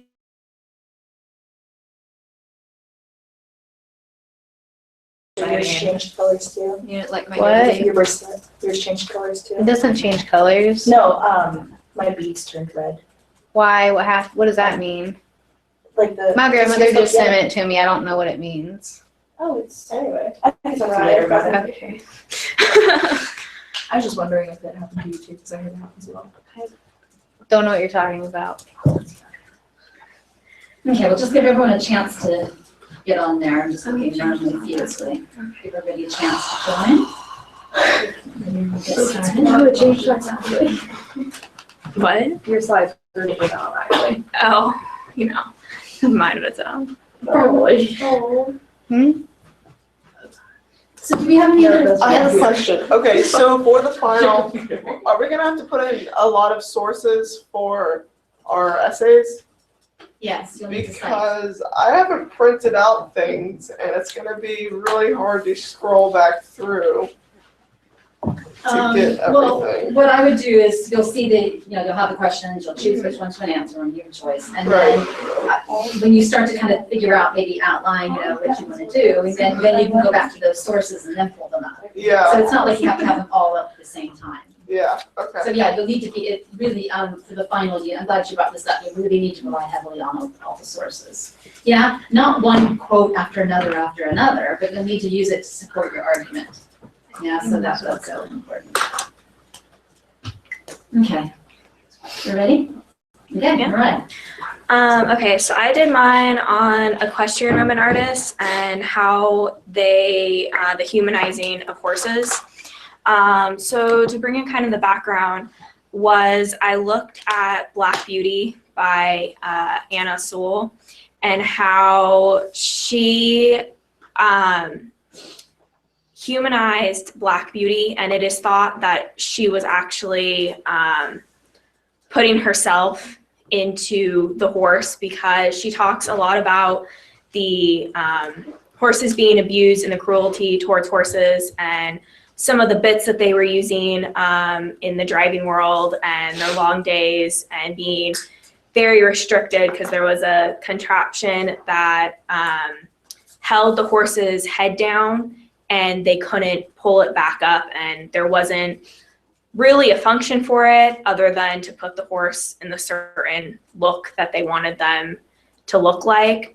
And so I was reading articles about how they think now that because of it was during the Victorian era, that Anna Sewell might have been using that as a way to talk about, because she's would have been during like the dress reform and the restriction that corsets provide, and the lack of freedom that she had. And going further, she had a mother that I guess was very dominating over her.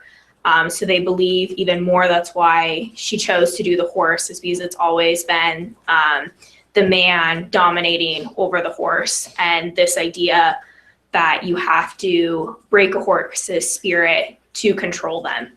And that's been thought for a long time and carried up until with cowboys breaking wild horses, was this whole idea of tying up their legs and letting them fight against it until essentially they couldn't fight anymore. And then you would get on them, and because they were so essentially at that point scared of you, they would listen to what you had to say.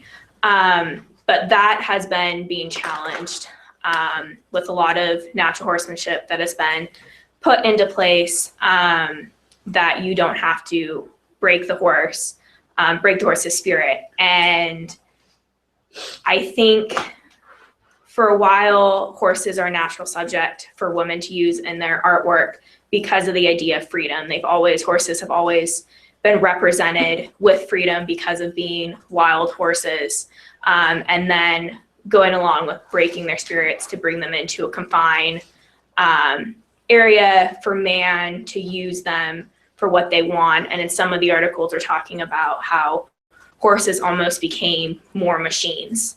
They didn't think of them for a very long time in terms of being a independent animal with a personality and emotions, just like I think how women have felt throughout the time of not getting that respect. And so in my own artwork, which is where this kind of started, the idea is I look very closely at the bond between horses and their rider and this non-violent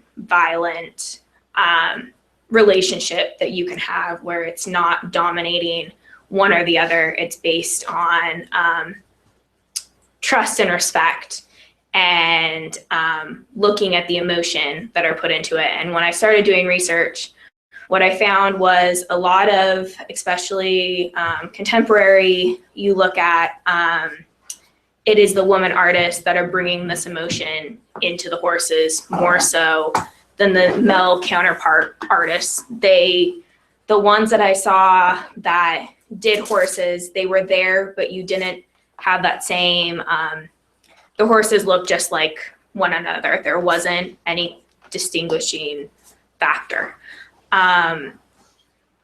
So I'm gonna start going through the slides and try to explain what I'm talking about of how these are contemporary women artists, so there's not a lot of information about them, but they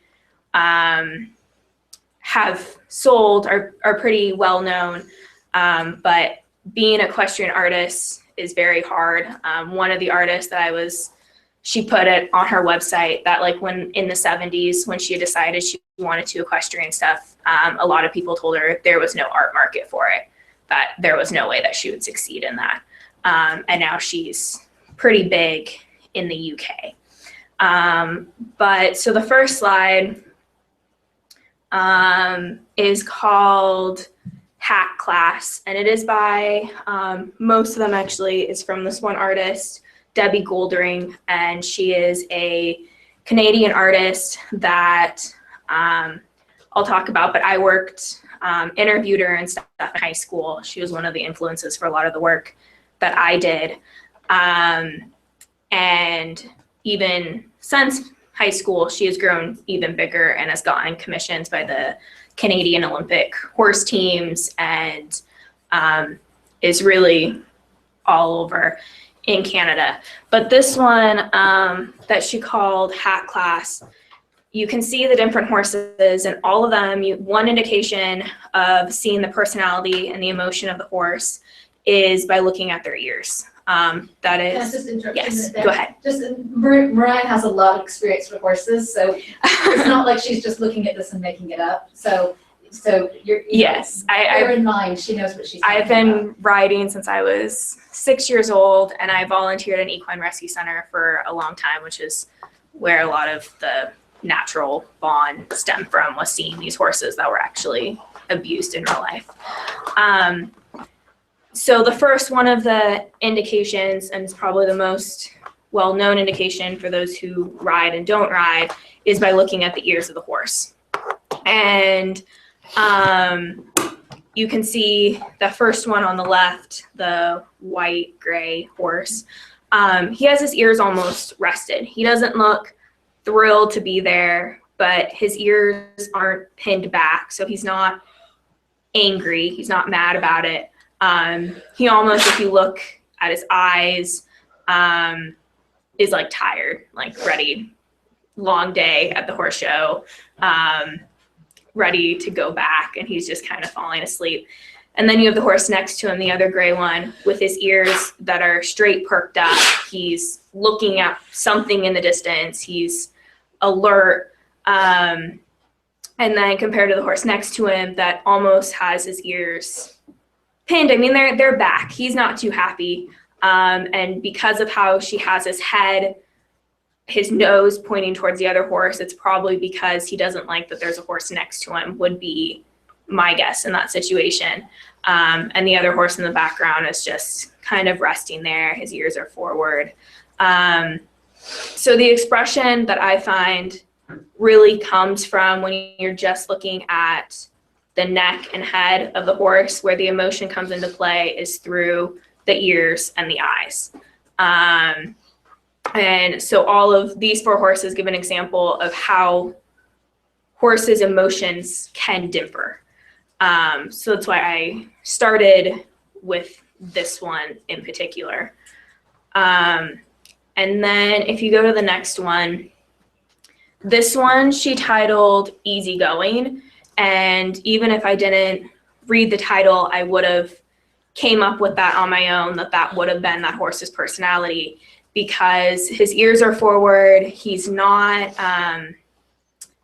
they're not perked forward like the horse in the horse show. So he's not completely on alert. He's just, and if you look at the eyes, they're very softened. And how she has him, he's not doing any quick movements. He's just kind of resting there.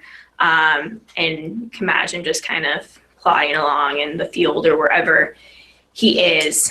So bringing out that personality. And then the third one, and some of these I'll move more quickly than others. I have a lot of images. So, so this next one is Summer Shower, and you see the horse, I think, probably enjoying the water. He's flipping his head in the water. They're probably bathing him, and he's flipping his head in the water, and you can tell that his eyes are closed, and his ears aren't in, it's in more of a relaxed state. And he's probably thoroughly enjoying, and that emotion you can pick up from the eyes and the ears. So it's showing the horse in a different light. And then on to the next one. What I like about Goldring so much is she doesn't just do one type of, she doesn't just do equine portraits. And she doesn't do just one discipline. So she does Western, she does hunter jumper. There's some racing that she does. She kind of does it all, so you can really see it. So this is a barrel racing. It's called Running the Barrels. And this horse, he's at work. He has one ear. His ears are forward, but they're almost not directly forward. They're kind of out to the side. And usually what that indicates is they're listening to the rider on their back. They're listening for the signal as to what they're doing next. And because you can see how relaxed he is, he's not being forced into doing this at all. And a lot of times people think with the equestrian sports that they're being forced like they used to in like the Victorian era. But a lot of the times the horses have just as much fun if they're being used correctly or seen correctly. The next one is one of the portraits she did for the Canadian Olympic team. So this is a Olympic rider, and the horse just looks relaxed. He doesn't look forced. He doesn't look worried. His ears are at a resting point. He has a lot of, his eyes are relaxed but focused on what he is doing. So he's doing this on his own. And the next one's another bathing one where he's looking off into the distance or whatever. He's obviously not paying attention or caring that he's being bathed at all with the water. And you can see how soft his eyes look but alert at the same time, and his ears are forward but not pricked real forward. So they're somewhat relaxed. The next one depicts a point in eventing. When you do the dressage phase, you always bow to the judge. Before, I think it's before starting your round, it may be after, but at some point during it, you bow to the judge, and the rider is bowing at this point, and you can almost see that the horse is too. It's very lax, feeding off of that rider, and you can see that emotion in the horse's eyes and how his head is forward and down, but it's not forced down. He's doing that on his own. The next one is a wild ride. And this is another, because a lot of the breaking the spirit comes from cowboys in the Western world. Rodeo horses get a bad rep of not being treated very well, and that they're being forced into do this. But a lot of the horses really enjoy it. And you can see in this, he doesn't look mad. The horse doesn't look mad, like he's trying to buck the rider off and is gonna go run over it. His ears are forward, he's relaxed, he's just having fun with that job. And sometimes that emotion in these Western horses that are bucking gets lost in paintings. The next one is kind of the same, jumping, relaxed, not being forced. All of these are Olympic riders or big trainers that she's depicting in here. Let's see.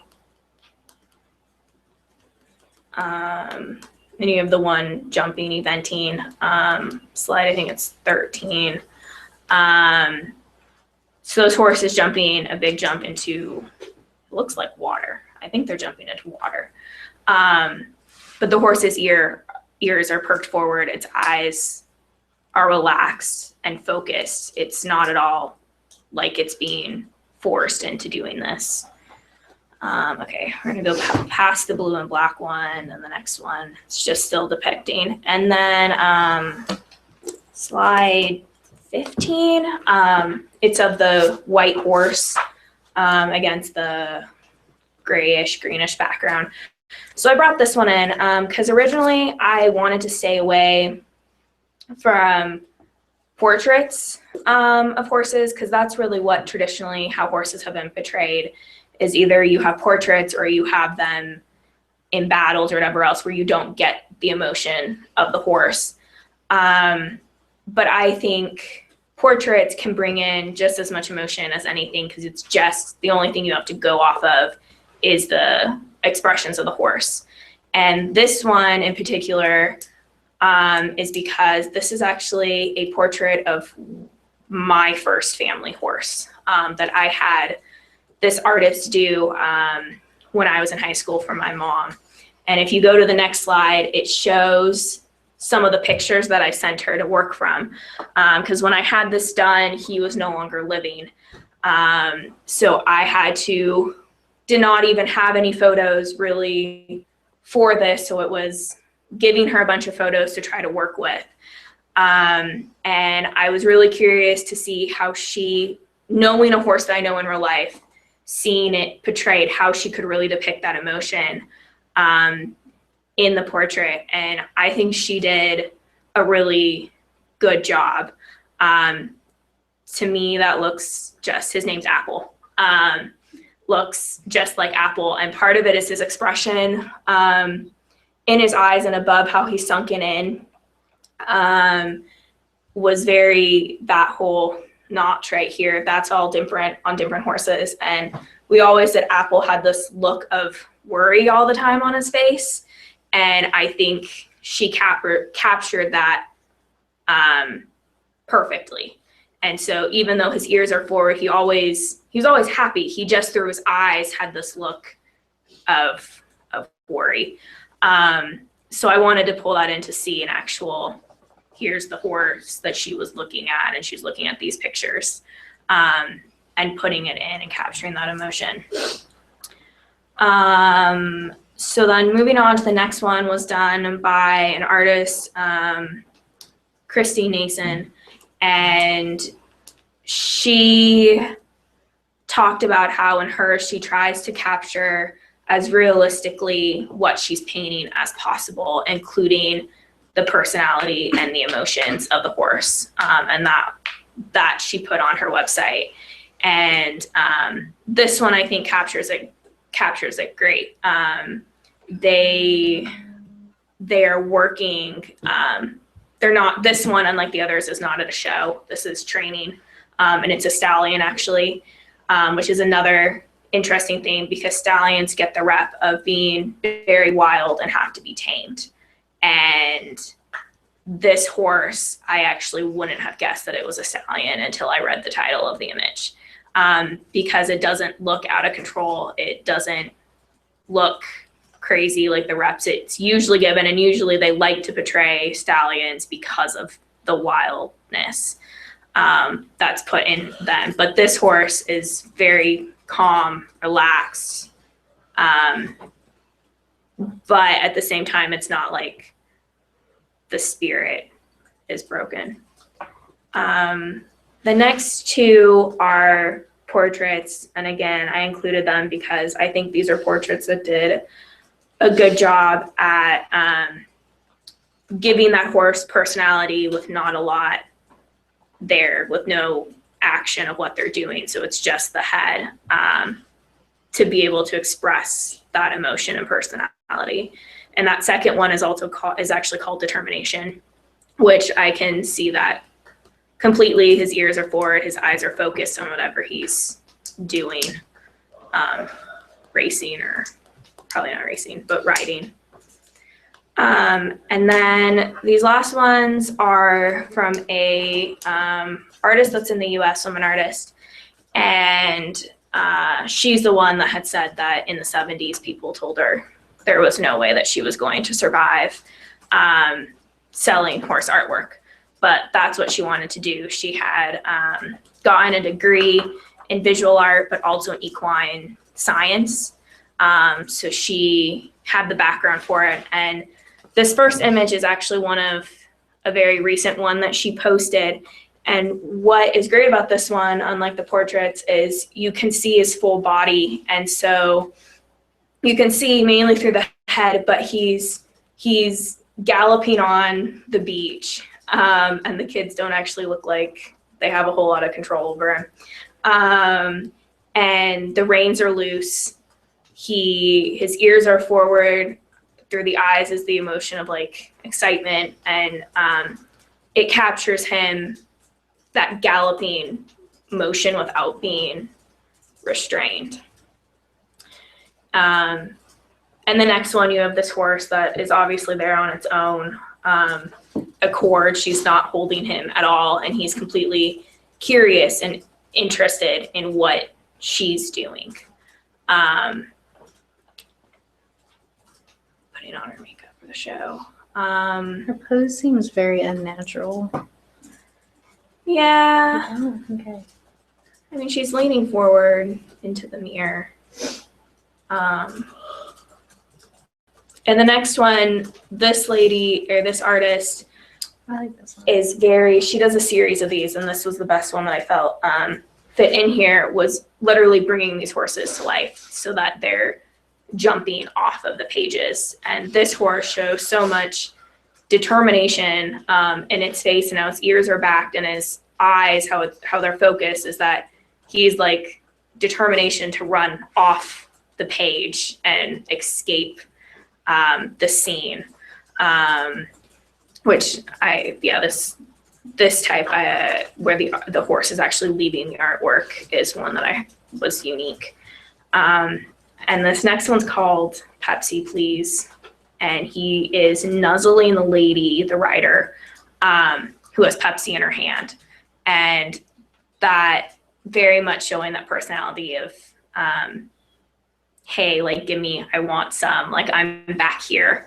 And this type of bond that isn't normally seen. Same with this one on the beach. He's looking at the kid, very curious. And usually these personality definers aren't associated with horses, but the artists are so well at portraying these emotions of, he's not just looking, but that look of curiosity of what she's playing with. We're getting towards the end. The next one was one that I found that a woman artist had painted of, I think it was her grandfather, her father, and of him and the war horse. It was a war horse. And seeing that this horse always resting his nose in the guy's arms, it's like a friendly motion. And she did a good job capturing the eyes, that calm, content personality of the horse at that moment. And then to end it, I brought in some of my own pieces that I do. And this one is called Magical Bond. And I work with photography and printmaking based and digital art. And this horse, maybe I should have done the next one first. This is the same horse that's in this top one, and then the black and white image of the eye. And this was a horse that was severely abused to the point that he wouldn't really let you touch him when I first met him. And this black and white photo in the bottom is within probably the first 2 weeks that I started working with him. And at this point, through his eye and his ears, especially through his eye, and I started focusing my work on the eye because that's where I felt the emotion is the most seen in the horse. He looks scared. He's not just alert, but how big his eye is, how wide it's open. He is really scared as to what's going on. Compared to the one above, which this was about a year after working with him, his eyes partially closed. He's just completely calm and relaxed, and he really turned out to be a different horse than he was in that beginning. But this is the emotion that I'm talking about that is being portrayed into these horses. And then I have 2 more. I don't know if that third slide of mine is showing up. It was on and off slow showing up. But the last one is one that I recently took where, again, I'm focus on the eye and what they're doing to portray that emotion. So this one was taking the ears out of it. So the focus is just on the eye, and how she's foaming at the mouth is a response of being invested and into the work that she's doing, and is starting. Foaming at the mouth usually is a relaxing, what they do when they're relaxing, because they start chewing on the bit. But her eyes still have this little, like, how they're pointed up, you have the crease that's pointed up, is almost a look of worry. And that is pretty accurate for this horse. My trainer had gotten her, and this was our first time taking her to another trainer to try to work on her. And at this point, she really didn't trust our hands because she had been abused too. Didn't trust us not to do something with her mouth and pull on her mouth. So she's starting to want to come into the contact and work, but at the same time, she's still slightly worried. And so that was long. And I hope I got my point across. That was very good, very good. I like the next last one where you can actually see your reflection. Yes, okay, so that one is showing up. It's not showing up on mine. Yeah, Yeah, that one. Because I also focus on the eye, because there's a saying that, like, the heart, you can see the heart and the soul of the horse through the eye. And I think that's where, and that's true, that's where the emotion comes in. Mm-hmm. And I think in a lot of the paintings before, and with a lot of male artists, they don't in tune so much into that emotion. And that's where they miss the mark, is with the eyes when they're doing the horses. Very good. All right, comments, questions? Do we have any horse enthusiasts in here? No? I didn't know if maybe you had your own kind of perspective on it. I mean, I think what Mariah said is all very accurate. I do really like the one that you said that you did, the second to last one where it's just the eye. I mean, horses they all have their own personalities, and they all act their own certain way. They're very people-like, and I think a lot of these do a really good job at showing that. So you like that work too? Yeah, no, I do like this, and it kind of reminds me of at the VMFA. There's a whole section. It's like the sporting section, and like most of the pieces in there are of horses and like racing and hunting. Like a lot of them are like fox hunting pieces. And those are really cool to look at too. But I think a lot of these do a really good job of showing like how different each horse can be. Yeah, I was just looking to see, just put in museum. I know you're talking about it, I haven't spent a lot of time yet. Yeah, I haven't been up there since they put it. Yeah, no, I love that. That's my favorite section of the whole museum. Is it just British? And yeah, it's the British sporting pieces. Okay. And some of them are like of dogs too, but a lot of them are of horses. Yeah, I don't seem to have examples online. Actual pieces. Oops. Yeah, I mean, I was just thinking like, I was thinking like another famous, so like David, did a picture of Horse fair. Huh? Was it horse fair in this class or a different class? Horse fair, that was Funner that we talked about. Yeah. I was just thinking, kind of maybe a male comparison, not to see this theory holds up, right? Yeah, I think yeah. You make a concrete argument either way, but I was just kind of curious. So like if you look at David's pretty well-known picture of Napoleon, so how do you read how do you read the horse there? Okay, wait, let me pull. Just again, out of curiosity. And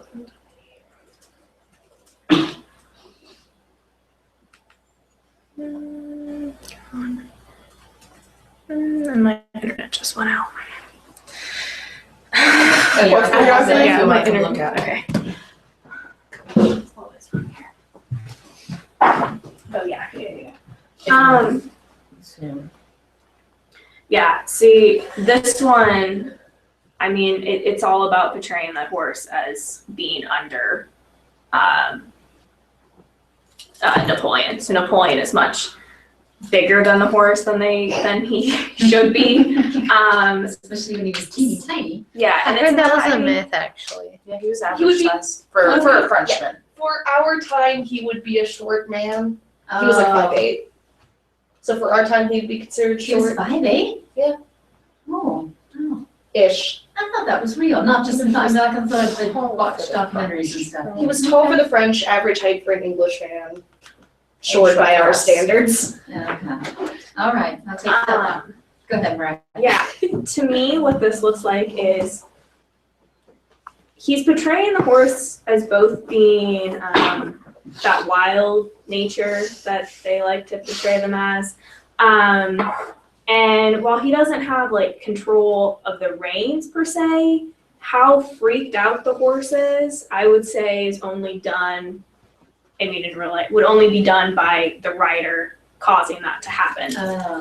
Because his look is he's not focused on a surrounding. If his vision was focused on something particularly, then it could be that he was scared of a bear in the background. Mm-hmm. But because it's focused up and he's trying to make him look powerful, and the bit, I mean, he may not have control on the reins, but if you look at the bit that's in his mouth, the horse's mouth is wide open. Horse's mouth should never be open like that when you're riding, unless you are forcibly reining them back. but that's almost like a protest. Usually a horse will open their mouth when they're getting pulled back and it's a protest against it.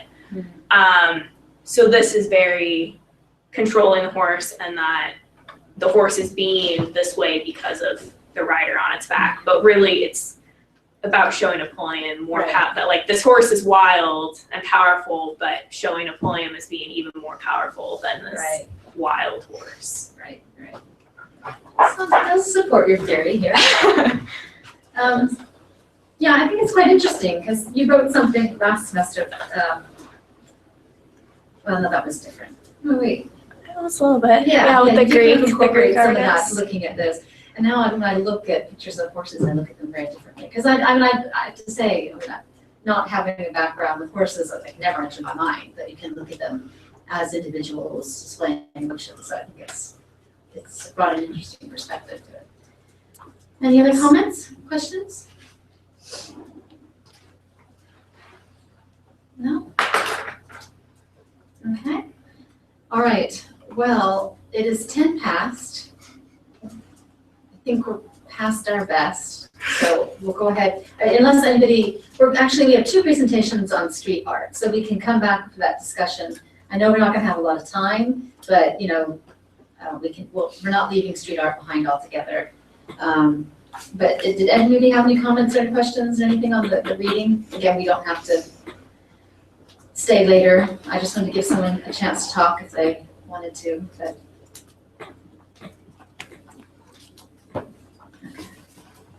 Yeah, it was kind of late to be starting a totally new topic of conversation.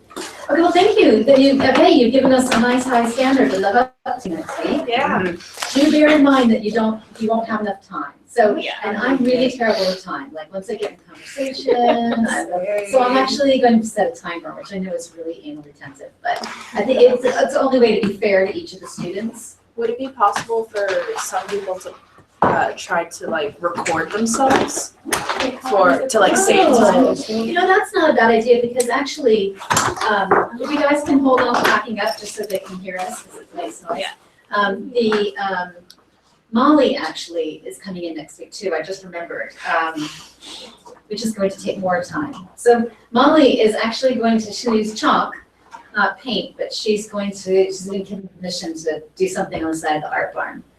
So she's going to come and talk to us about that next week. You remember Molly? She's been doing cool. So all the more reason to maybe do some of these. So what do you guys think? Anybody would rather do it online, but did it make anybody more?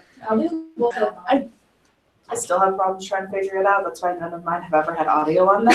So I'd rather do mine in class. I'd also rather do mine in class. Yeah, I figured that would be a good option. Okay. I need to do mine since I may be coming late. Oh, that's right. Okay.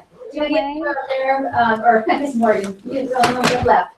Would you rather do yours? I was just saying, you could probably look at mine online based on the way that I'm doing it, because I'm doing the whole thing as one of the like digication galleries. So you could read through it and look at the comments for each image, because I'm writing them out attached to each image. So you could probably just do mine completely digitally. Okay. You know what I'm wondering? I wonder if we were to do it. I mean, if you can get some help. I was gonna say I could help you, but I can't. But if you could get some help from another student, maybe if we were to do them all that way, and then we would just take turns of discussion. Like the way that we've been doing with. You don't want to do yours online? No, I laugh when I record. No, yeah, I cannot record. Yeah, it's kind of cute though. So Anyway, I heard that. Yeah, smile, but anyway. so they would upload their stuff and we'd comment like we've been doing.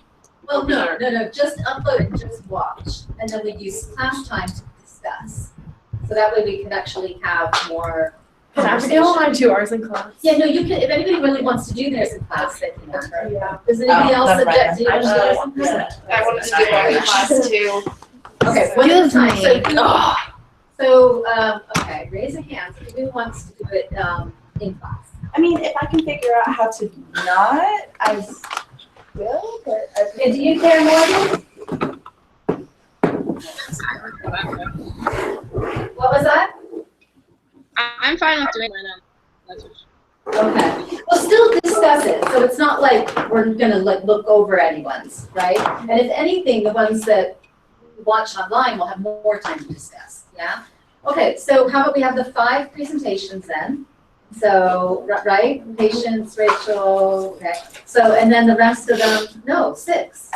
No, just Patience, Rachel, me, and Matt. Yeah. I thought Rachel wanted to. Yeah, Patience, Rachel. That's Yeah, what me I'm too. 4, 5. Because Tessa said she would do hers online. Oh, She you might did. come in late. Oh, yes, you did. That's right. I was Right. lumping you in late. I'm sorry. Okay, so 5. Okay, so I'll have to figure out how much time. I'll figure it out and send it out as an announcement, right? I'll have to figure out how much you have and then how much that we have to discuss any others. Okay. So just make sure you do watch that. So we have well, it should be easy to do because you don't have, especially you guys, you don't have any homework. We're done. But just do make sure you watch those so that we can have a conversation. It's not just me and the student having a conversation. I have a question. If we are doing it online, so I personally have all of my finals next week, and so I'm very like deadline oriented right now. Is it okay if I post it right before class and maybe just watch? I don't know. When do you think it should be posted by so that everyone can watch it? Wait, I'm sorry. Say that. When should she post it? Oh, okay. That's the same question I had. The same issue with you, Lauren? Yeah, I was just wondering when we should be posting them so people can watch and comment on them, since I was pushing for like a deadline of next Wednesday.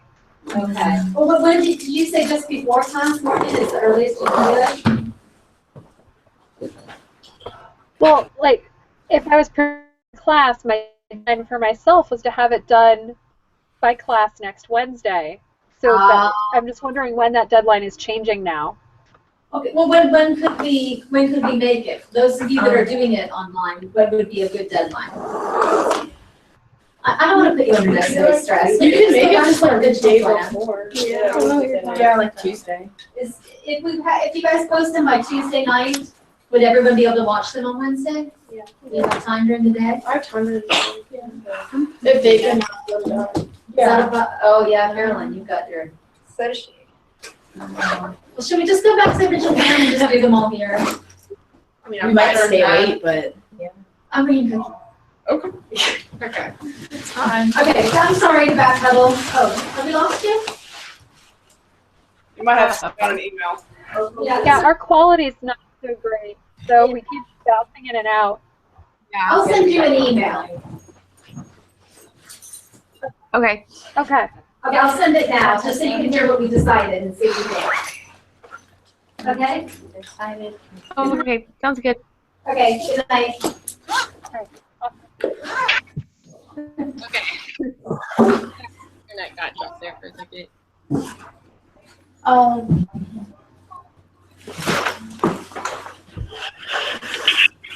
Tess, how many inches is your laptop? I believe 13. Oh, my aunt's getting me a computer, and I just didn't understand like the comparative. I believe this is 13. Okay. I think mine's like 15 to 17, so that makes very much a huge.